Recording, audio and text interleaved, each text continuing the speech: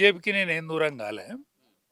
BJP party line ఏదైతున్నదో, వాళ్ళ నడవడి ఏదైతున్నదో అది కరెక్ట్గా లేదు. నేను మున్సిపల్ ఎన్నికలప్పుడు వాళ్ళకి విజ్ఞప్తి చేసింది ఏంటంటే, మీరు కలిసి పని చేయండి. మీరు కలిసి పని చేస్తే మీరు రాజ్యానికి వస్తారు, లేకపోతే రాజ్యానికి రారు. 3 ఏళ్ళకైనా కలవక తప్పది. 3 ఏళ్లకు మనం కలవకుంటే ఇదే ముఖ్యమంత్రి కంటిన్యూ అవుతాడు. కాబట్టి దయచేసి మీరు ముందుగాల మున్సిపల్ ఎన్నికల కంటే ముందే కలవండి అని చెప్పిన. ఇప్పుడు ఆ స్టేట్మెంట్ కోసమే మిమ్మల్ని పార్టీ నుంచి సస్పెండ్ చేసింది. ముందుగాల అది చెప్పిన. చెప్పిన తర్వాత 48% వీళ్ళకు ఇద్దరి 2 పార్టీలకు కలిపితే వచ్చినాయి. 38% కాంగ్రెస్ పార్టీకి వచ్చినాయి. 38% వచ్చినోడు రాజ్యం చేస్తాడు, 48% వచ్చినోడు అవుట్ బయట ఉన్నాడు. ఇది మళ్ళీ నేను అధ్యక్షుల వారిని ప్రశ్నించిన. ఇవ్వలేదు. షోకాస్ నోటీస్ ఇవ్వాలి. వివరణ షోకాస్ నోటీస్ ఇస్తే నేను వివరణ ఏమన్నా పొరపాటు జరిగితే నేను దిద్దుకుంటా అని చెప్తాం. కానీ అధ్యక్షుడిని నేను ఒక మాట మాట్లాడిన, అది కరెక్ట్ కాకపోవచ్చు. మీరు కరెక్ట్గా ఖచ్చితంగా మీకు ఇజ్జత్ ఉంటే రాజీనామా చేయాలి. ఇజ్జత్ లేదు కాబట్టి కంటిన్యూ కాదు. అంటే ఇప్పుడు ఇచ్చే స్టేట్మెంట్ లేకపోతే గతంలో ఇచ్చేలా ఇప్పుడు ఇజ్జత్ ఉంటే రాజీనామా చేయాలి ఎవరు అంటున్నారు మీరు? మా అధ్యక్షుల వారిని అన్న, బీజేపీ అధ్యక్షుల వారిని. ఎందుకంటే స్వచ్ఛందంగా మీరు తప్పుకోవాలి. ఎందుకంటే ఈ పరాభవాన్ని మీరు అంతకంటే ముందుగాల గ్రామ పంచాయతీలు దున్నేస్తామన్నారు, మున్సిపాలిటీలు ఏలుతామన్నారు.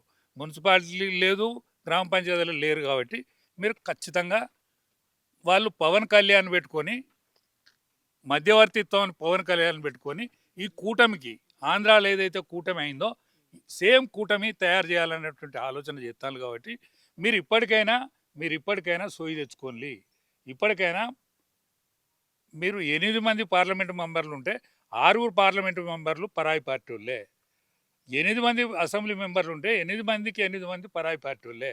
కాబట్టి మీరు ఇప్పటికైనా ఒక అడుగు వెనుకకేసుకొని అందరు సర్దుకొని ఆ పవన్ కళ్యాణ్ నాయకత్వంలో మీరు అందరూ పనిచేయడానికి, పవన్ కళ్యాణ్కి అనుసంధానం ఏదైతే చేస్తాడో, ఆంధ్రాలో ఏదైతే కూటమి తయారు చేసిండో ఇక్కడ కూడా అదే కూటమి తయారు చేస్తాడు. కాబట్టి ఆ కూటమికి మీరు సహకరించండి. సహకరించకపోతే మనకు భవిష్యత్తు ఉండదు అని చెప్పిన. ఈ వివరణ నాకు నోటీస్ ఇవ్వాలి. పవన్ కళ్యాణ్ నాయకత్వం సమర్థిస్తున్నారు కదా, తెలంగాణ రాష్ట్రంలో జనసేన పార్టీలు జాయిన్ అయ్యే అవకాశాలు ఉన్నాయా? అంటే ఒకటే, జనసేన పార్టీ అనేది అది విస్తరిస్తూ ఉన్నది. ఇవాళ దక్షిణాదిలో ఆ నాయకత్వానికి ఇవాళ అయితే పవన్ కళ్యాణ్కు పట్టం కట్టేటువంటి ఆలోచన కేంద్ర నాయకత్వం చేస్తూ ఉన్నది. ఎందుకంటే కలిసి వచ్చే రోజులు ఏవైతున్నాయో, ఇది బీసీ సామాజిక వర్గం, కాపులు అందరు కలిస్తే ఇక్కడ రాజ్యం, ఇక్కడ తెలంగాణలో 1000 సంవత్సరాల బానిసత్వంలో అనేక బాధలకు, అవస్థలకు, కష్టాలకు గురైనటువంటి సమాజం ఏదైతున్నదో ఈ సమాజం ఇవాళ ముందుకొచ్చేటువంటి ఆలోచన చేస్తూ ఉన్నది. కాబట్టి దీనికి సహకరించడానికి పవన్ కళ్యాణ్ డైరెక్షను, ఇవాళ కేసీఆర్ గారు కూడా వెనుకకొచ్చున్నాడు. కాబట్టి ఆరోగ్యరీత్యా కానీ, కుటుంబ కలహాలు కానీ, ఇవన్నిటి రీత్యా ఆయన కూడా వెనుకకొచ్చిండు. కాబట్టి ఆయనకు కూడా మంచి ముగింపుగా కోరుకుంటాడు. కాబట్టి వాళ్ళ దగ్గర నాయకత్వం ఉన్నది. కానీ 18 ఏళ్ళ నుంచి 30 ఏళ్ళోడు వాళ్ళ దగ్గర లేరు. యువకులు, బీసీలు వాళ్ళ దగ్గర లేరు. ఈ యువ నాయకత్వం అంతా కూడా పవన్ కళ్యాణ్ ప్లస్ బీజేపీకి ఉన్నది. కాబట్టి లీడర్షిప్ టీఆర్ఎస్లు ఉన్నది. కాబట్టి వీళ్ళందరూ కూడా కూటమి కలిసి రేపు రాబోయే రోజులలో రాజ్యాధికారానికి రాబోయేటువంటి ఆలోచన ఉన్నది. కాబట్టి ఈ ఆలోచనలో చేయగలపాల్సిందిగా నేను అందరికి కూడా విజ్ఞప్తి చేస్తాను. రామచంద్రరావు యొక్క ఆధ్వర్యంలో బీజేపీ పార్టీ తెలంగాణ రాష్ట్రంలో అధికారం వచ్చేటువంటి సీన్ లేదంటారా? లేదు. ఎందుకంటే గత ఎన్నికలు చూస్తే ఇప్పుడు మన 32% పార్లమెంట్ ఎన్నికలలో వచ్చింది. దాన్ని ఎక్కువ సొమ్ము చేసుకుని ఉండే.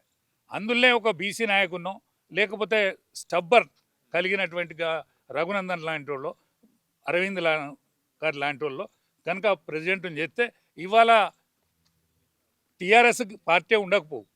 టీఆర్ఎస్ పార్టీ మొత్తం కూల్చివేసినట్టు అవు. ఇవాళ ఈటల రాజేందర్ గారిని చేస్తే ఇంటికాడ వరుస ఉండు. ఇవాళనే వరుస ఉంటుంది, కార్ల వరుస ఉండే. ఇవాళ టీఆర్ఎస్ ఖాళీ అయ్యేది ఉండే.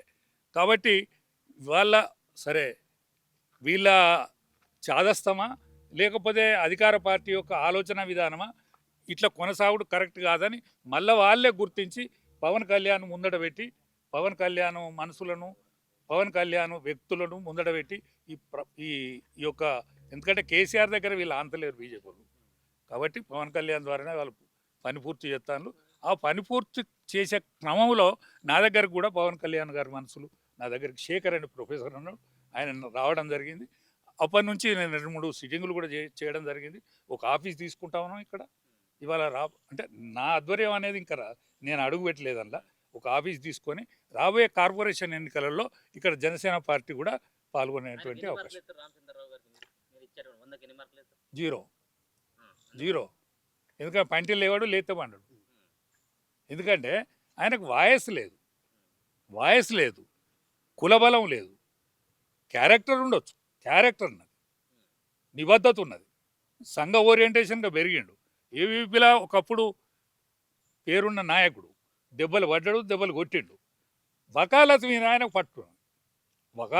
పట్టున్నది, పైరవీల మీద పట్టున్నది, జడ్జిల దాంట్లను ఇన్ఫ్లుయెన్స్ చేయగలడు. ఇటువంటి పట్టున్నది, కానీ ప్రజా పట్టు లేదు. ప్రజాబలం లేని నాయకుడు ఉంటే పార్టీ ముందడుగు. తెలంగాణలో జనసేన పార్టీ అధ్యక్షుడు మరి రాజా యాదవ్ గారు ఏమన్నా ఉండబోతున్నారా? అంటే ఇప్పుడు ఆ పార్టీలన్నీ వ్యక్తి పార్టీలు, వాళ్ళు నిర్ణయిస్తే ఏ నిర్ణయానికైనా నేనైతే పాజిటివ్ ఆలోచనలు ఉన్నా, వాళ్ళు ఏ నిర్ణయం చేసినా ఆ నిర్ణయాన్ని కట్టుబడి తెగదెంపులు చెప్పుకున్నట్టు. నేను మళ్ళీ ఇంకా పెంపర్లాడేటువంటి పరిస్థితులు లేను.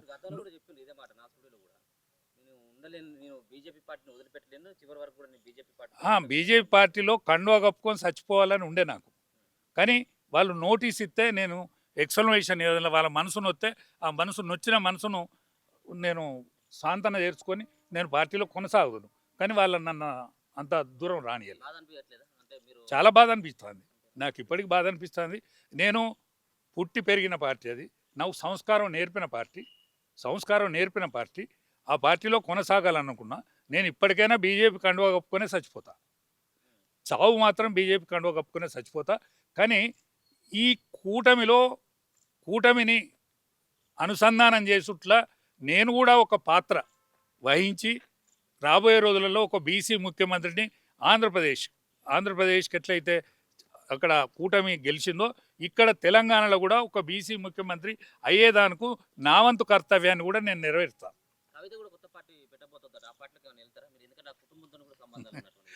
అయితే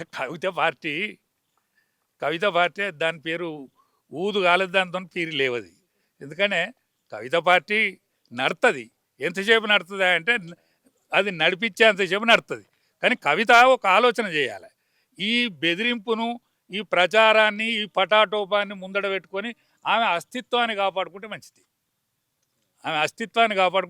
ఎందుకంటే చెడిపోయే కాడికి చెడిపోయింది పార్టీ, ఇంకా ఇంతకంటే చెడేది అయితే లేదు.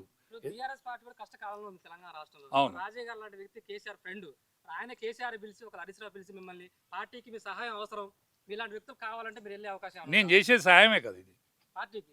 ఇప్పుడు నేను చేసేది వాళ్ళకు కూడా సహాయమే. ఎందుకంటే మనందరం కలిసి ఉందాము. కలిసి ఉండకపోతే రేవంత్ రెడ్డి అట్లే కొనసాగుతాడు. మనందరం కలిసి ఉందామనే ఇదే నా సలహా, నా సహాయం. రాజయ్య గారు కొత్త పార్టీ పెట్టబోతున్నారా? రాజయ్య గారు కొత్త పార్టీ పెట్టడు, కానీ ఈ అన్ని పార్టీల కలయికలో నా యొక్క గొంతు ఉంటుంది. రాజయ్య గారిని సస్పెండ్ చేస్తే మీలాంటి వాళ్ళు పార్టీని ఏదైతే తిరుగుబాటు చేసే వాళ్ళకి ఇది ఒక మెసేజ్ అనుకోవచ్చా? అంటే ఒక్కటేనండి, తిరుగుబాటు సరి అయిన కార్యకర్తలు, గ్రామాలలో ఉండే జనం వీళ్ళందరూ హర్షిస్తారు.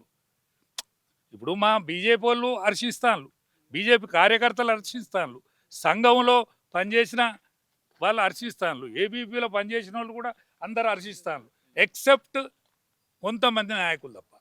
ఇప్పుడు బీఆర్ఎస్ పార్టీ అధికారంలోకి వస్తుందని చెప్పేసి మాట్లాడుతాను. మరి అధికారం వచ్చేటువంటి పార్టీలకు వెళ్ళొచ్చు కదా? అవకాశం లేదు. ఎందుకంటే బీఆర్ఎస్ సింగిల్ పార్టీగా ఏ పార్టీకి అవకాశం లేదు.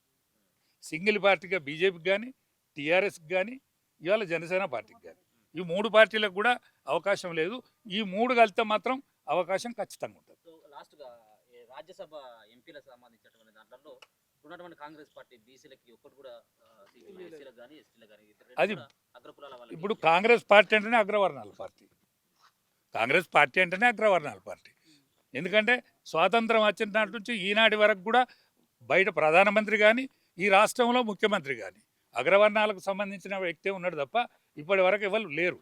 కాబట్టి కాంగ్రెస్ పార్టీ అంటేనే అగ్రవర్ణాలకు సంబంధించిన పార్టీ, బీసీలకు ఎంతమాత్రం సంబంధం లేని పార్టీ. స్వాతంత్రం వచ్చిన ఇన్నాళ్లకు ఒకటోసారి, రెండోసారి, మూడోసారి, మూడు సార్లు కూడా ప్రధానమంత్రి గారు ఒక బీసీ ప్రధానమంత్రి భారతదేశంలో ప్రప్రథమంగా ఉండడం జరిగింది. కాబట్టి బీజేపీతోటే అది సాధ్యం. ఎందుకంటే యావత్ భారతావనిలో మధ్యప్రదేశ్లో కానీ, ఒరిస్సాలో కానీ, హర్యానాలో కానీ ఎక్కడ చూసినా బీసీ ముఖ్యమంత్రులు, ఎస్టీ ముఖ్యమంత్రుల్ని వీళ్ళే చేసిండ్రు. ఇవాళ రాష్ట్రపతిని కానీ వీళ్ళందరినీ కూడా చేయగలిగిన పార్టీ బీజేపీ పార్టీ. మీరు రాష్ట్ర అధ్యక్షుడు కావచ్చు, కిషన్ రెడ్డి కావచ్చు, మీరు సస్పెండ్ తర్వాత వాళ్ళకి చెప్పాలనుకుంటున్నారా? నేను వాళ్ళు నోటీస్ ఇస్తే తప్పకుండా చెప్పుదును. నోటీస్ ఇవ్వలేదు కాబట్టి వాళ్ళకి చెప్పాలి. ఇప్పటికైనా మీరు సర్దుకొని బతుకుతే మంచిది. పిలిస్తే వెళ్తారా మళ్ళీ? నేను ఆ పార్టీ పోయే సమస్య లేదు. ఏ పార్టీలో ఉన్నా లేకున్నా కూడా నేను తెలంగాణ కోసం, తెలంగాణ యావ కోసం, యావత్ తెలంగాణ 1000 సంవత్సరాల బానిసత్వం, 77 ఏళ్ళ స్వాతంత్రంలో ఇప్పటి వరకు బీసీ నాయకత్వం రాలేదు ముఖ్యమంత్రి. కాబట్టి బీసీ, ఎస్సీ, ఎస్టీ, మైనార్టీలకు రావాల్సిన వాటా దక్కడానికి కృషిలో నా వంతు పాత్ర కూడా, నా గొంతు కూడా ఉంటుంది. సన్నిహితులుగా ఉంటా ఉన్నారు మొదటి నుంచి కూడా. బీఆర్ఎస్ లో ఉన్నప్పుడు కానీ ఇప్పుడు ఆయన బీజేపీలోకి వచ్చారు. ఎప్పుడైనా మరి నేను సస్పెండ్ చేసిన తర్వాత ఏమైనా ఈటల గురించి ఏమైనా స్పందన లేకపోతే అధిష్టానానికి ఆయన ఏమైనా మెసేజ్ చేయలేదా? ఎందుకు సస్పెండ్ చేసిందని? అంటే నేను ఆయనతో మాట్లాడలేదు కూడా. ఎందుకంటే ఆయనని ఇబ్బంది పెట్టుడు ఎందుకు, నా వలన ఆయన ఇంకా ఇబ్బంది పడతాడు. ఇబ్బంది పడడం కరెక్ట్ కాదని నేను ఆయనతో మాట్లాడలేదు. ఇప్పుడు ఆయన కూడా మెతక వైఖరితో పాపం ఆయన చాలా ఇబ్బంది పెడతాడు. ఇబ్బంది పెట్టినా కూడా ఓర్చుకొని ఉంటాడు. కానీ ఆయన పార్టీని అయితే ఇడిచిపెట్టాడు. ఇడిచిపెట్టాడు. ఇబ్బంది పడతాడు. ఇబ్బంది పడ్డోనే ఇష్టపడతాడు జనం. ఆ ఇష్టం కష్టమైనా కూడా ఇష్టంగా మార్చుకొని రాబోయే రోజులలో మలుపు తిరిగే రాజకీయాలలో ఆయన ముందటుంటాడని నా అంచనా. బీజేపీ పార్టీని దెబ్బ కొడతానికి రాజయ్య గారు ఇలాంటి వ్యాఖ్యలు చేస్తున్నారు. మీ వెనకాల సీఎం రేవంత్ రెడ్డి ఉండొచ్చు అని ఒక ఆరోపణలు వస్తున్నాయి. ఏ ఆరోపణ ఉన్నా కూడా రేవంత్ రెడ్డి రావద్దనుకుంటే వీళ్ళు ముగ్గురు కలిసి ఉండాలి. లేకుంటే రేవంత్ రెడ్డి అవుతాడు. ముఖ్యమంత్రి అవుతాడు. ఎవ్వలకు వాళ్ళే యమునా తీరే ఎవరికి వాళ్ళే పోటీ చేస్తే ఖచ్చితంగా రేవంత్ రెడ్డి ముఖ్యమంత్రి. ఏ పార్టీ కండు వేసుకో. జనసేన కనుక నన్ను పిలిచి సరిగ్గా ఆదరిస్తే ఖచ్చితంగా కండు వేసుకుంటా. నన్ను పిలిచి నాకు తగిన మర్యాద ఇస్తే నేను ఖచ్చితంగా కండు వేసుకుంటా. నా వంతు కర్తవ్యం. ఎమ్మెల్యే టికెట్, ఎంపీ టికెట్, ఏ టికెట్ అక్కర్లేదు కానీ